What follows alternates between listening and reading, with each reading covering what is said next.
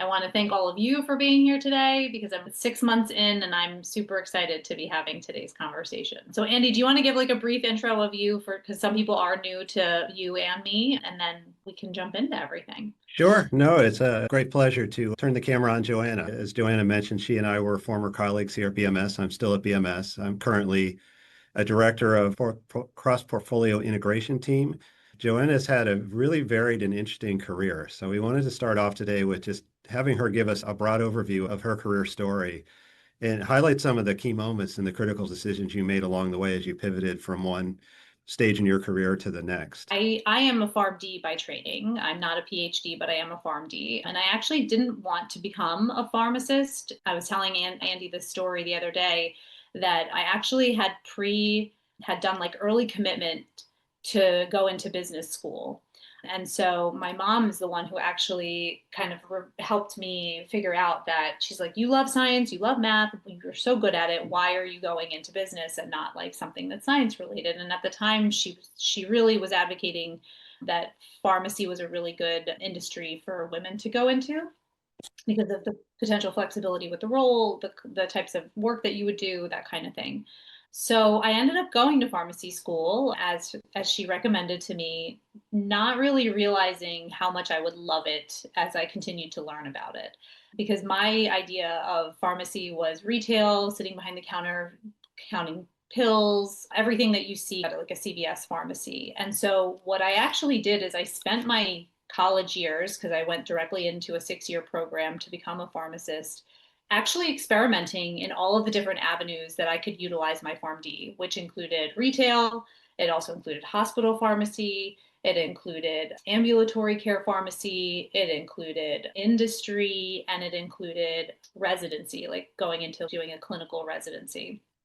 So I used my time during my college years to actually intern in different spaces to get an idea of what each of those avenues would be like. And so when I had my rotations, I made the commitment to go in to become do my residency training and actually specialize in clinical oncology because that is where those were the patients that I enjoyed working with the most at the bedside with physicians, with the cross functional team, with the nurses. And so that's where I really went. And I thought that I was going to be a clinical oncology pharmacist for the rest of my career.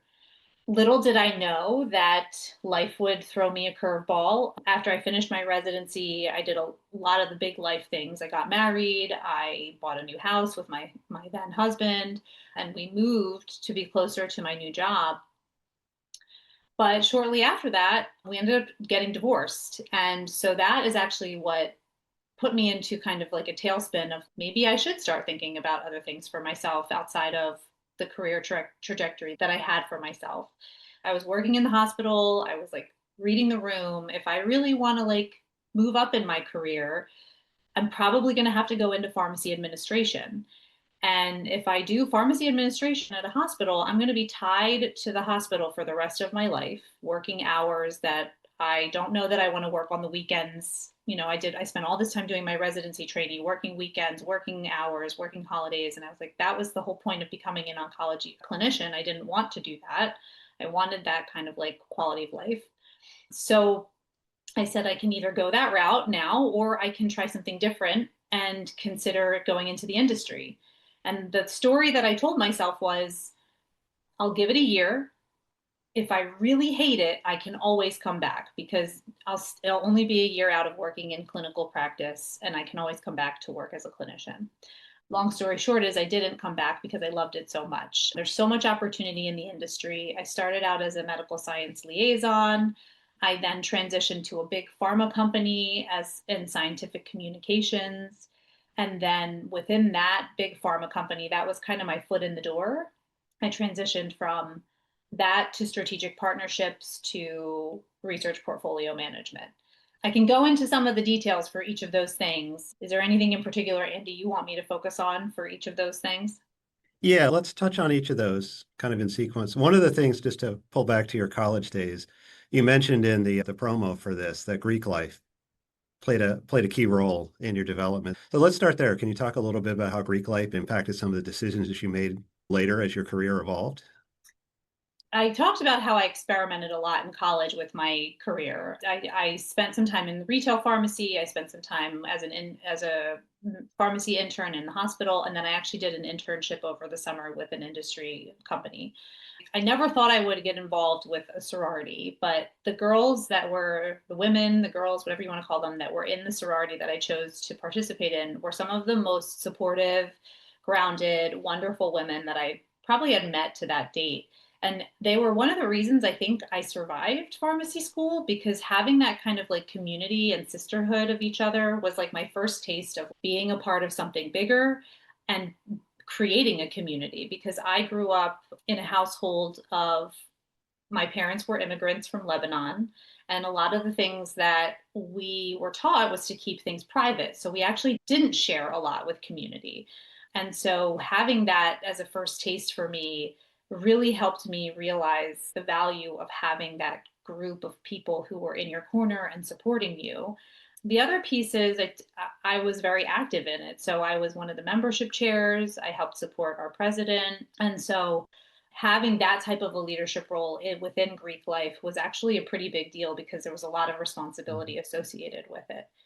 On the flip side, my mother got really sick while I was in college. And so I actually had to take a step back. And that was one of those things where I had to like really stop and think about my values of, I think you heard in some of the things that I said, like quality of life, family, all of those things are super important to me. And so having to take a step back from a leadership role within the sorority and was a big deal for me that some people didn't really understand. Some people did support me and help support me, but it was also a lesson for me to share more, because I didn't share a lot about my mom being sick, and little did I know that people just wanted to help me and be there for me. So that was a big like humbling moment of like it's okay to ask for help, and great leaders and people who take on a lot of responsibility do sometimes need to ask for help. And so I have done that a lot along the way throughout a lot of the career transitions that I've made.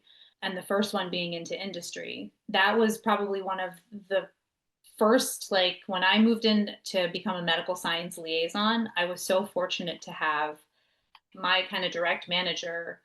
She mentored me the best way possible into industry, because there's a lot of compliance that comes along with working in industry. And so I was fortunate enough to have somebody that was willing to kind of take me under their wing and help support me through that. That's great.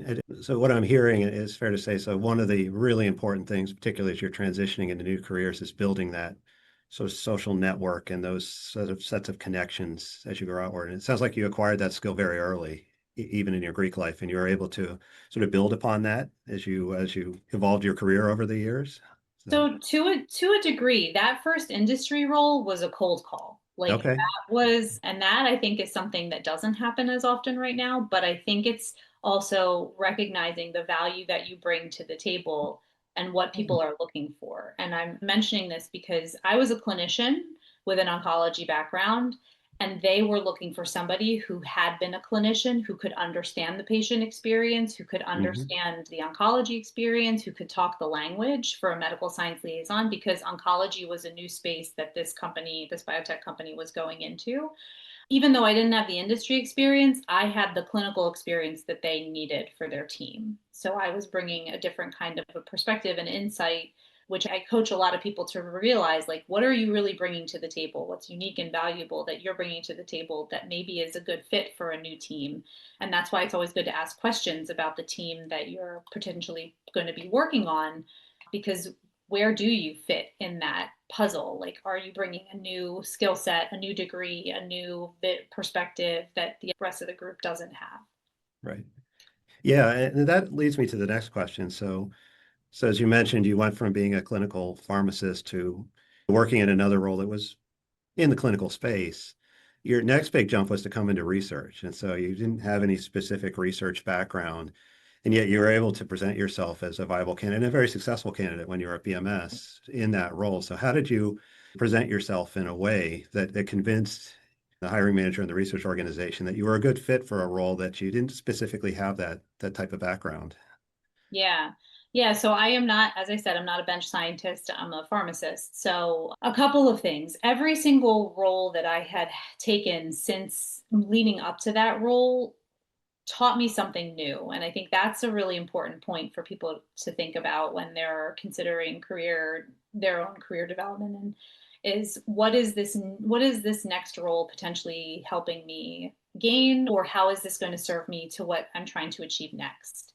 So my first role at BMS was in scientific communications, which I quickly realized was not for me, was not the right fit for me. But what I always say about that role, and I didn't really realize it until after the fact, is that was my first taste for understanding how a large pharmaceutical organization communicates both internally and externally about their data, because I was doing it. I was the one who was writing the medical communications for our teams, our boots on the ground that were communicating with physicians and nurses. I was the one writing the scientific communications for how we would answer questions about our studies.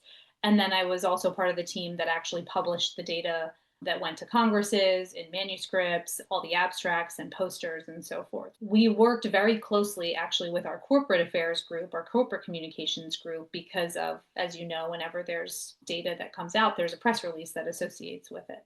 So it gave me a really wonderful insight into how large corporations communicate both internally and externally. And I brought that to every single role that I ever moved into after that, because communication is probably the number one skill that I help people learn to hone in on. The second role after that I moved into was strategic partnerships. And that's probably the role that really set me up for the research role, because as you mentioned, that a lot of the work that we do as portfolio managers was around governance, our internal governance of how our programs progress, and having an understanding of how to ensure that we get everybody aligned on a common goal and actually make strides towards that goal.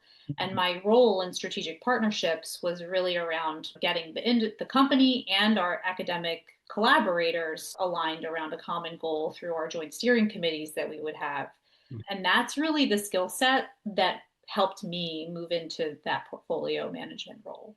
You ended up becoming my wingman, quite honestly, Andy. I learned a ton from you because, so at the time, Andy was a project manager working directly with the project teams. And he and I just worked so closely together. So I actually knew what was not my strength and leaned on somebody who I knew had that strength, which was you.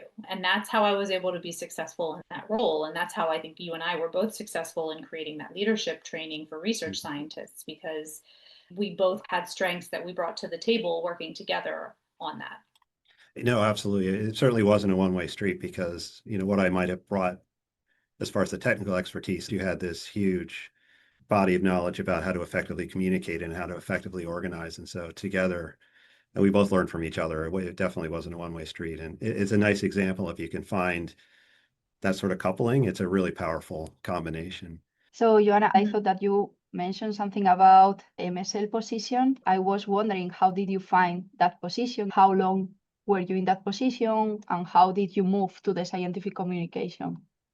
That's a good question. So the MSL role is one in which, one, you're expected to travel, you work from home, and you need to be able to communicate effectively with clinicians or your quote unquote customer about science, which makes a really great opportunity for somebody with a scientific background. The key is you have to be able to communicate in a way that people can relate to and not make it too abstract or go too deep in the weeds unless that's really what your customer is looking for. The MSL role that I took, because I was at a point in my life where I could travel a lot, I was responsible for the entire Eastern Seaboard. So I covered Maine to Florida, anything that touched the water. And it was a huge territory. I used to joke that the airport was my second office because that's how much I traveled. Every single week I was on a plane. So it's not for everybody, but not every territory is also that big. Depending on the company and the therapeutic area or the disease that you're working in will likely dictate the territory size. But I also found it really fun and rewarding because I liked to talk science. I was talking to people that I used to talk to every day as a clinician. So it was something that I really enjoyed. in transitioning to scientific communications, it's kind of the same thing, except for instead of communicating verbally, you're the one who's actually writing the communications for people to speak about in the field. So I was basically doing the work closer to the home office, creating the things that I would be using in the field to talk about. That's kind of the difference between the two. But because of how frequently we were having data releases coming out at our company, it was a lot of deadline driven work, which is not my forte. It's high pressure, high stakes, especially when there's competitor data coming out and you have data coming out that you're trying to get out for a conference or something like that. It can be very high pressure, high stakes. Not every company is like that. It just happened to be the one that I was at. So Joanna, let's move on to the next big step in your career, your decision to leave Big Pharma behind and go out on your own. Over the course of a year and a half, you did all the training and everything that you needed to do, and you finally made the jump to leave a full-time position in a big company to go out on your own and be an entrepreneur. What was one of the scariest things that you had to get across to make that jump? And what was your mental process to get yourself prepared for that and make that jump? Yeah, that was a long time coming. And had I known about coaches back then, I probably would have done it faster and sooner, but I didn't. Ever since COVID, I had been looking for an opportunity to kind of step away from the 9 to 5 because I really just wasn't jiving with my life and my family and just what I wanted for myself in terms of presence with my family. A close neighbor was one of those people who was kind of forced to leave her job so that she could be home with the kids during COVID. And so she actually was reinventing herself and she was my inspiration, but I was still trying to figure out how I could make it work because I, at the time, was the primary breadwinner for our family. And that was probably the biggest thing holding me back is like, how am I actually going to make a business out of this? Coaching is one thing, but making a business out of it is another thing. And I knew that my passion was around people development, talent development, because it's something that I had always done. So I thought about it. I learned about coaching. I'd been thinking about it for a while. And it was actually another networking thing. One of our PM colleagues connected me to one of our people in learning development because he mentioned that she had an executive coaching background. And I was like, all right, I got to talk to this person. They told me about the coaching program that they had gone through because I knew for the type of coaching I was going to want to do or the type of people I was going to do, I was going to need to be certified. She referred me to her coaching program. I had the conversation with my husband. I said, listen, this is what I want to do. I need you on board with this because this is the amount of time it's going to take. This is the amount of money it's going to take for me to get certified. And he was like, if this is really what you want to do, like, go for it. So we made that decision together. And because I had his support and I did all of that while I was still working full time.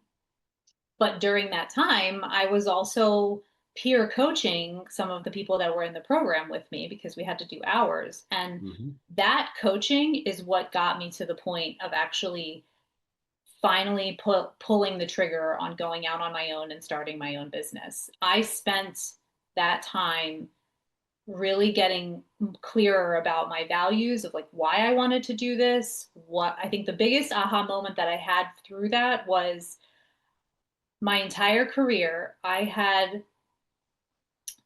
designed my life around my career. I was working 9 to 5.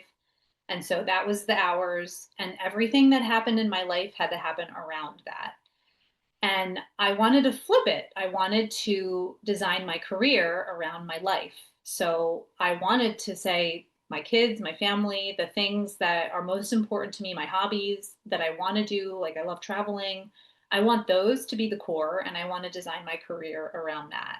And so that's what I kept to for the creation of this.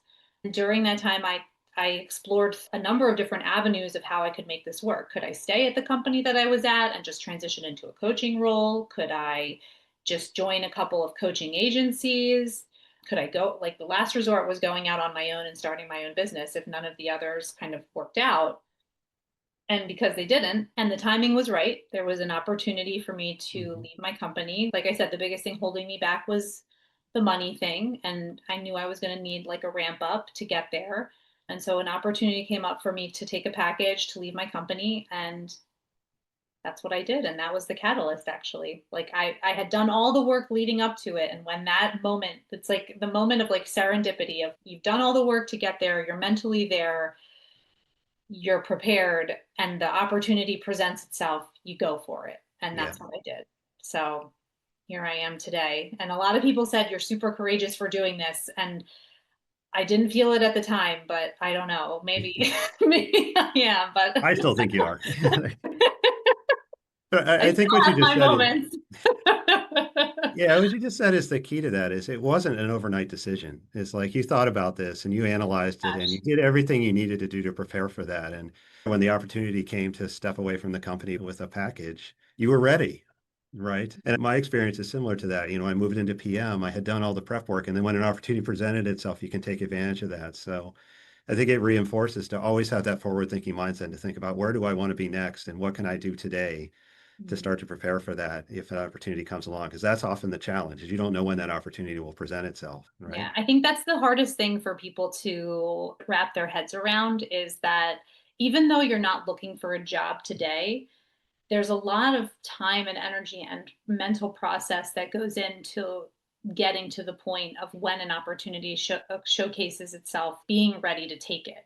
Because there were probably there were opportunities that came my way before that I was just like, I'm not ready for this right Right. now. But it was because I had done all of that work and was ready to go. When the opportunity did arise, I was ready. Hi, Andy. Hi, Hey, Elaine. Joanna. This is great. Thanks for sharing your path. So, one quick question around the opportunity. So, let's say you do all those prep for a year or even years in advance, waiting for the opportunity to happen. And you're also trying to generate that opportunity, but not always it actually goes the way you want. I'm just trying to understand how long you need to wait for that happen. Everybody's boxed within their skill set. Yeah. It's hard to break that and sell your transferable skills. That's one thing. And the other is that opportunity itself. For all these career transition steps you mentioned, I start seeing like there is a pattern to it, right? The preparation, the mindset, the readiness, and then like there is this opportunity like transitioning to MSL and now like this one. What we should do for for that opportunity to happen? Well, here's the thing. That is like a moment that I'm talking about where I knew what I was looking for. And if that opportunity to leave didn't present itself, I probably still would have left. It would have just looked different. It might have taken me a little bit longer to get there, but I knew what was holding me back was the money thing. So I would have had to find a different solution to solve that for myself or get myself over that. When I coach people about opportunities, I don't coach them to wait. It's not waiting for the opportunity to come, it's being ready when the opportunity is there. It's a different way of thinking about it. There's a lot of work that people do to mentally prepare themselves so that when the opportunity does present itself, they're ready to go. Let's say you have done all this preparation, you know you are ready, right? Trying to just make that leap, but the opportunity doesn't present itself. Sometimes you have to go and find it. I'm working with around patient voice and wanting to work in patient advocacy and bringing that into clinical trials.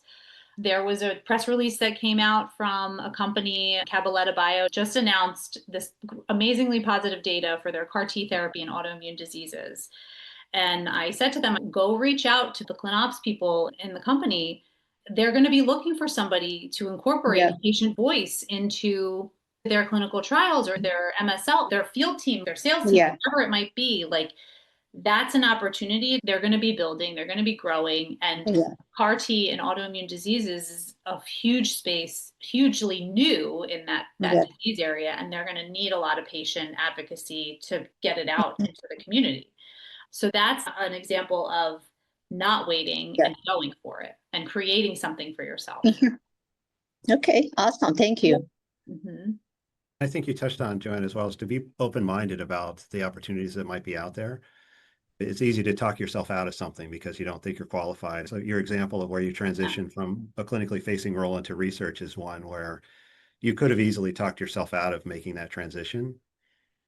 but you had built yourself up and convinced yourself that that was a transition you could make. I think you as an example is to keep an open mind about what opportunities might be out there and evaluate things as you see them. You're absolutely right, Andy. I think sometimes we take ourselves out of the game before we even allow ourselves to play. So we've talked about your successes. So let's turn for a second. Tell us about a misstep or a doubt that you experienced along the way, and how did you turn that into a foundation and help you build into the leader that you are today?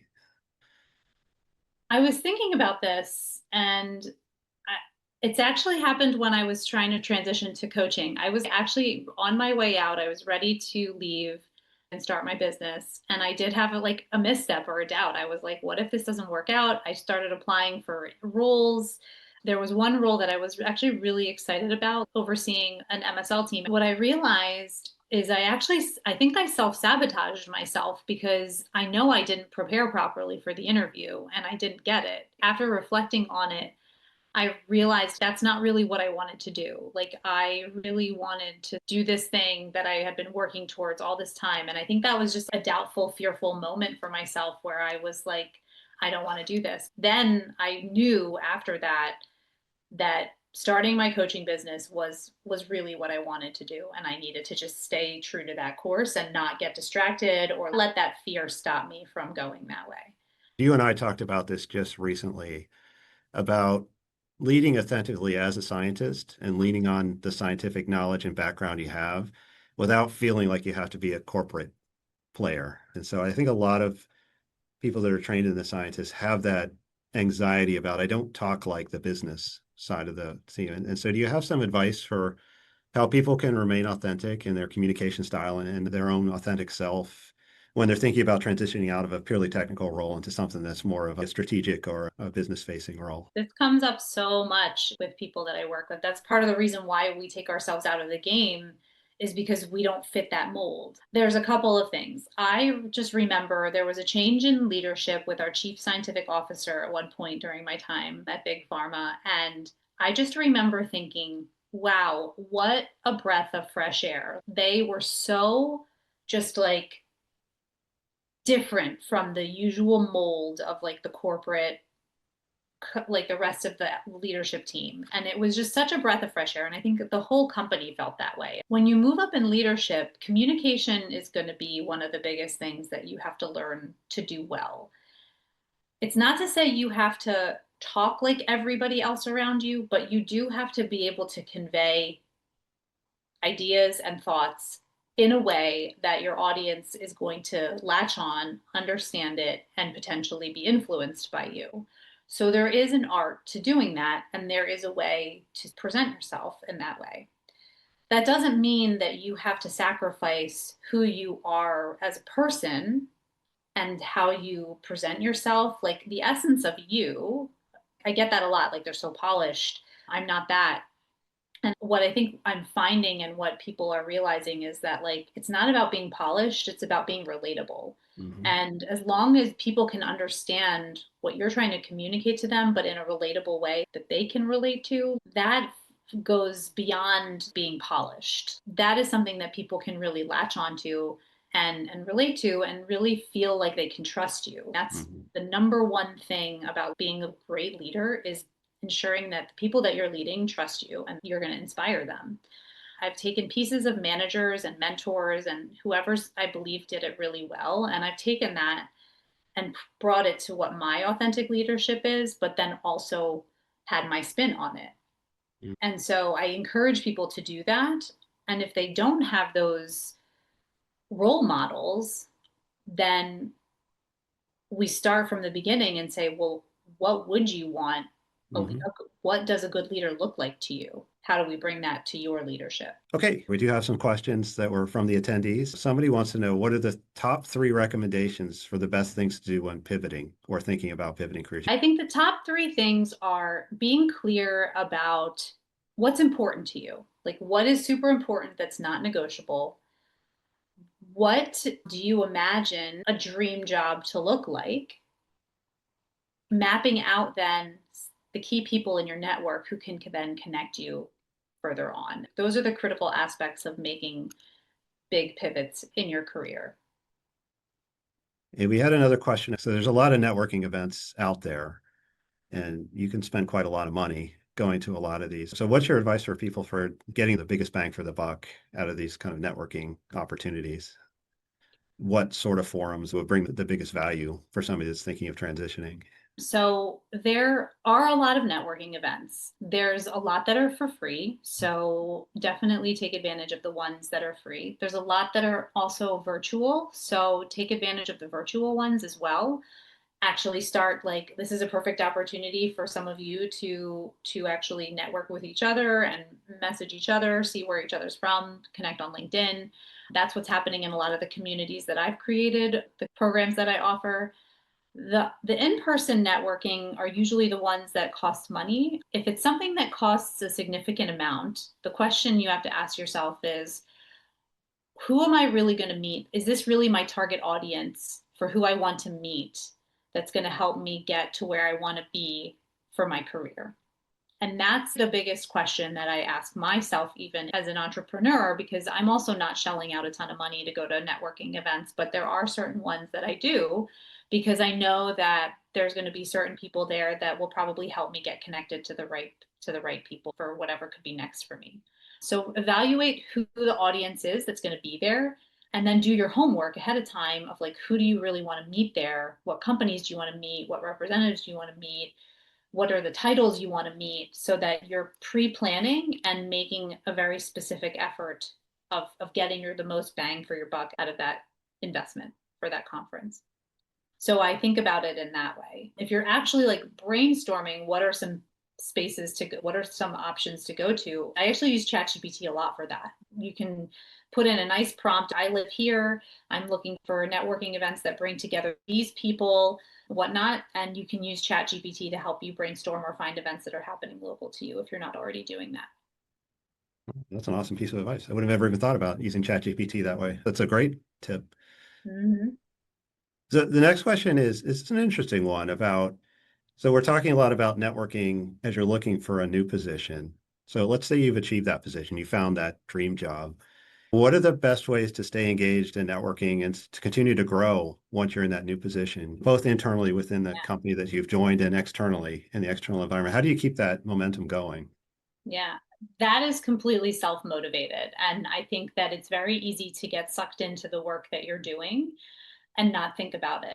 What I encourage people to do is, if you're on a cross-functional team where you actually do get exposure to other functions, take the time to get to know that person that's on your team that's not in your direct area. Get to know what they do, what their day-to-day is, like, learn about them as people, because not only will that serve you in your team and building trust, it could also help you understand and learn about other parts of the organization that you may eventually want to move into. And then you have somebody that knows you well, and could be either a sponsor or an advocate for you moving into a different part of the organization. That's one, like, for internal. External is a little bit hard, and I was not great at doing that, but I think it's important, just from knowing what's out there, to stay somewhat connected to people that you either used to work with or that work at other companies.